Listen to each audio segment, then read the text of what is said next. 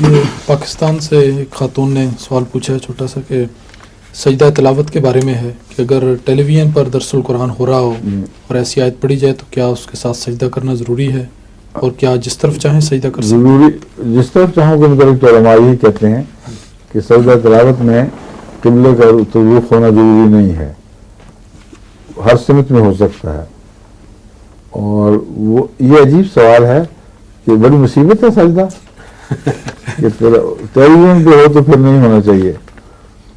آواز کان میں پہنچتی ہے، خدا کی آواز پہنچتی ہے، خواہ براہ راست کوئی انسان سامنے پڑے یا دور سے سنائی دے، جو آواز کان میں پہنچتی ہے اس پر سجدہ ہونا چاہیے.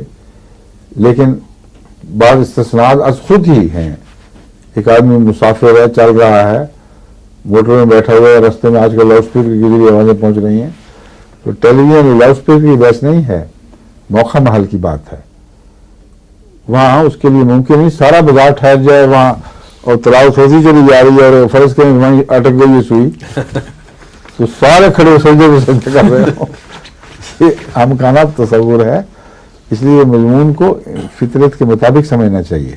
انسانی فطرت خود فیصلہ کرتی ہے کہ جہاں انسان کو موقع میسر ہو، محل ہو اور کان میں خدا تعالیٰ کی آواز پہنچے جس سے سجدے کا مضمون ابھرتا ہے خود بخود. انسانی فطرت کا تقاضا ہے، سجدہ کرے. گھر میں بیٹھے ہوئے ٹیلی ویژن کی تلاوت ہوئی ہے تو کیوں نہ کرو، دل چاہے گا کہ کرو، کرنا چاہیے. ایک رستہ چلتے آوازیں آئیں تو اس میں کوئی فرض نہیں ہے. آگے